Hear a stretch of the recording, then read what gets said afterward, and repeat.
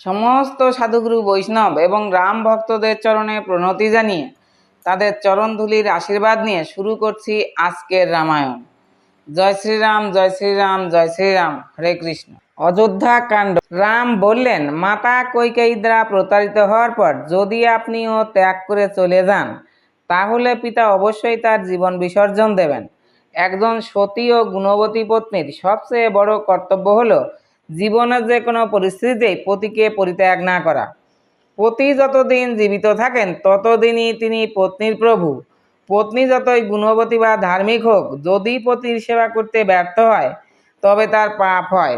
একজন পত্নীর কর্তব্য হলো তার পতিকে সন্তুষ্ট করা এবং তাকে মেনে চলা, অন্য কাউকে নয়। এটাই সকল শাস্ত্রের বিধান।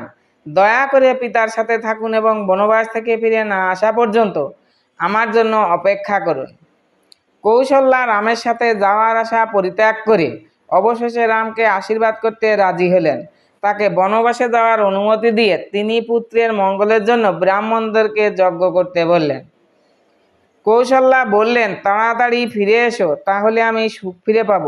নীতি তোমাকে রক্ষা করুক, দেবতাগণ তোমাকে রক্ষা করুন এবং দিব্য অস্ত্রসমূহ তোমাকে নিরাপদ রাখুক। স্বর্গ, পৃথিবী, বায়ু, পবন, ভূমি, জল এবং সকল প্রকার জড় ও চেতন বস্তু তোমাকে সুরক্ষা দান করুক। দিন, রাত ও চন্দ্র, সূর্য তোমাদের সুরক্ষা প্রদান করুক। রাম, তুমি সুখী হও, আমার আশীর্বাদ তোমার সঙ্গে থাকুক। সীতারামের বনবাসের কথা শুনেনি, তিনি রামের জন্য অপেক্ষা করছিলেন। অবশেষে রামকে মিলান ঘর্মাক্ত, সংকটাপন্ন ও রাজ সহচরবিহীন অবস্থায় কক্ষে প্রবেশ করতে দেখে পেয়ে সীতা জিজ্ঞেস করলেন, তোমার কি হয়েছে? দ্বিধাহীনভাবে রাম বললেন, পিতা আমাকে রাজ্য ত্যাগ করে বনবাসে যাওয়ার নির্দেশ দিয়েছেন। ভরত রাজ সিংহাসনে অভিষিক্ত হচ্ছে। বহুদিন আগে মা কৈকেয়ীকে পিতা দুটি বর দিয়েছিলেন। সেই বর দুটির বলে কৈকেয়ী ভরতকে সিংহাসনে বসিয়ে আমাকে বনবাসে পাঠানোর প্রস্তাব করেছেন। প্রিয় সীতা, পিতার আদেশ পালন করা ছাড়া আমার কোনো উপায় নেই। আমি চাই তুমি এখানেই থাকো। প্রতিদিন পিতার কাছে গিয়ে তার চরণে প্রণাম করো এবং কোনো সন্দেহ না করে ভরতের নির্দেশ পালন করো। প্রিয়তমা, বনবাসে যাওয়ার পূর্বে আমি শুধু তোমার সাথে দেখা করতে এসেছি। রামের কথা শুনে সীতা ক্রমেই উদ্বেগপ্রাপ্ত হলেন। ভালোবাসা সুলভ রাগের সাথে তিনি বললেন, হে পুরুষোত্তম, আমার পতিদেব, তুমি আমাকে কি উপদেশ করছো? পত্নীর কর্তব্য হলো পতির ভাগ্যের অংশীদার হওয়া। আমি আপনার সাথে অবশ্যই বনবাসে যাব। পিতা, মাতা, ভ্রাতা, পুত্র ও পুত্রবধূ প্রত্যেকেরই স্বতন্ত্র অস্তিত্ব আছে, কিন্তু পতিকে অনুসরণ করা ছাড়া পত্নীর আর কোনো উপায় নেই।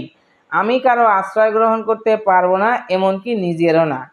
পতি আমার একমাত্র আশ্রয়, তাই তোমাকে অনুসরণ করতে আমি দৃঢ় প্রতিজ্ঞ। তোমার পেছনে আমিও যাব এবং তোমার খাওয়ার পরই আমি খাবো। তোমাকে অসন্তুষ্ট করি এমন কিছু কখনোই করব না। তোমাকে ছাড়া আমি এমনকি স্বর্গেও থাকতে চাই না। আমি শুধু তোমাকেই ভালোবাসি। তোমাকে ছাড়া আমি নিশ্চিত মারা যাব। সীতার কোমল শরীরের কারণে রাম তাকে নিতে চাননি। তাই তিনি সীতাকে নিরুৎসাহিত করার জন্য বললেন, হে সুন্দরী রমণী, বনবাসকালে অনেক অসুবিধা হয়। সেখানে শোয়ার জন্য কোনো কোমল বিছানা নেই।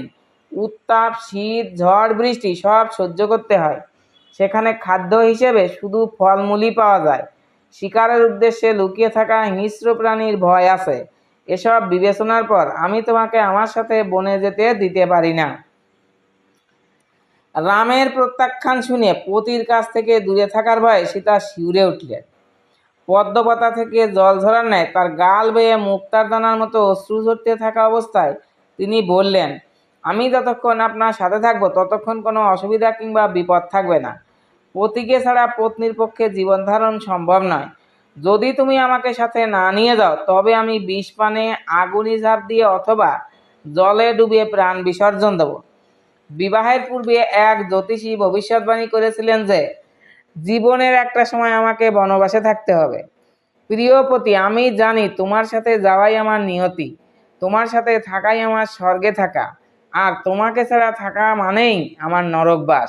সুতরাং তুমি অবশ্যই আমাকে তোমার সাথে নিয়ে যাবে।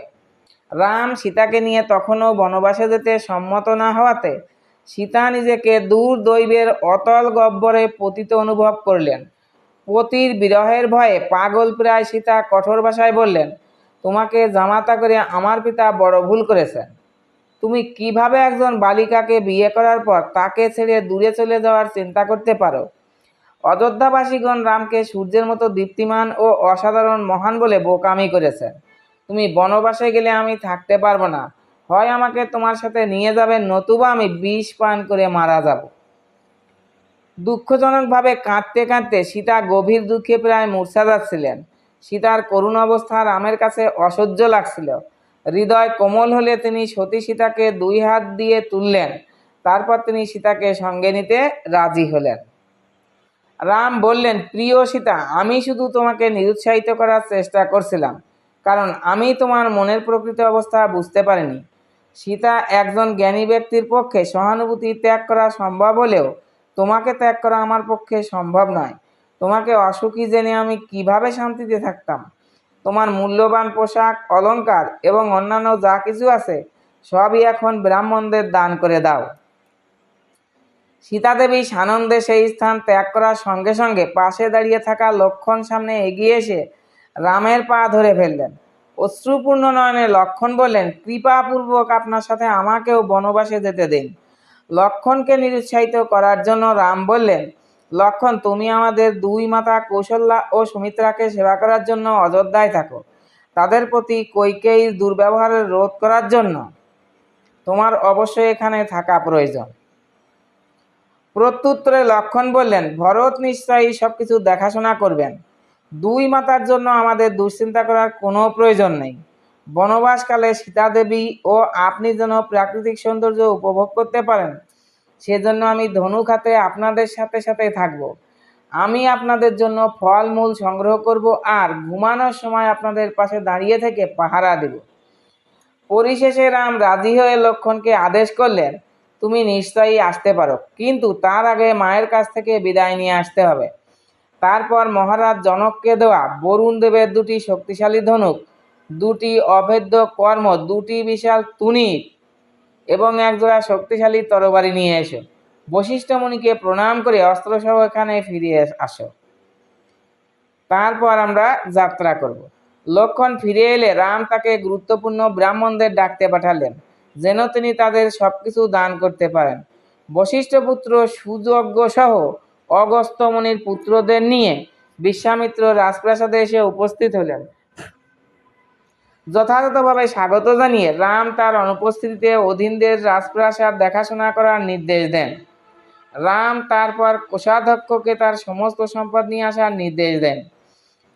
বস্ত্র, রথ, প্রাণী সহ স্বর্ণ ও রত্নের বিশাল পাহাড় সৃষ্টি হয়েছিল। রাম তা থেকে বিতরণ করতে লাগলেন। অযোধ্যার কাছে এক বনে ত্রিজট নামে এক ব্রাহ্মণ বাস করতেন। অতিরিক্ত দারিদ্র্যের কারণে তিনি দুর্বল ও নাজুক হয়ে পড়েন। তার পত্নী তাকে অযোধ্যায় গিয়ে রামের নিকট কিছু দান গ্রহণ করার অনুরোধ করলেন। ব্রাহ্মণ সেই উদ্দেশ্যে যাত্রা করে রামের দান শুরু করার সময় সেখানে গিয়ে উপস্থিত হলেন।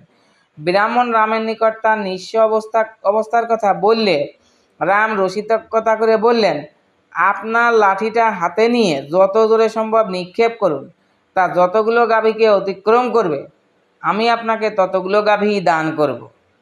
উত্তেজিত হয়ে ত্রিজট শক্ত করে কোমর বেঁধে লাঠি নিক্ষেপ করলেন। সবাইকে অবাক করে তার লাঠি সরজু নদীর অপর তীরে চারণরত 1000 গাভীর মাঝখানে গিয়ে পড়ল। রাম তারপর ব্রাহ্মণকে আলিঙ্গন করে বললেন, আমার রসিকতায় অপরাধ নেবেন না, আমি কেবল আপনার ব্রহ্মতেজ দেখতে চেয়েছিলাম। তারপর রাম তার অধিকারভুক্ত সবকিছুই পরিত্যাগ করলেন। তিনি ব্রাহ্মণ, আত্মীয় স্বজন, অধীনদের যে কেউ বা কোনো ভিক্ষুক যেন তার কাছ থেকে সেই দিন দান গ্রহণ থেকে বঞ্চিত না হয় তা নিশ্চিত করলেন। রাম, সীতা ও লক্ষ্মণ তারপর পায়ে হেঁটিয়ে অযোধ্যার রাস্তা দিয়ে মহারাজ দশরথের রাজপ্রাসাদের দিকে অগ্রসর হতে লাগলেন। প্রজাদের অনেকেই সাততলা বাড়ি থেকে, আবার অনেকেই রাস্তার ভিড় থেকে অত্যন্ত ব্যথিত হয়ে ভগবান রামচন্দ্রের পথ চলা লক্ষ্য করছিল। তারা কাঁদতে কাঁদতে বলল, হায়, কি দুর্ভাগ্য যে সীতাদেবী কখনো জনসম্মুখে বের হননি, এখন এমনকি সাধারণ লোকজনও তাকে দেখতে পাচ্ছে। অযোধ্যা যেন জনশূন্য বনে পরিণত হয় আর বন যেন জঙ্গলবহুল নগরীতে পরিণত হয়। সেই জন্যই আমরা আমাদের পরিবারের সবাইকে নিয়ে রামের সাথে বনে যাব।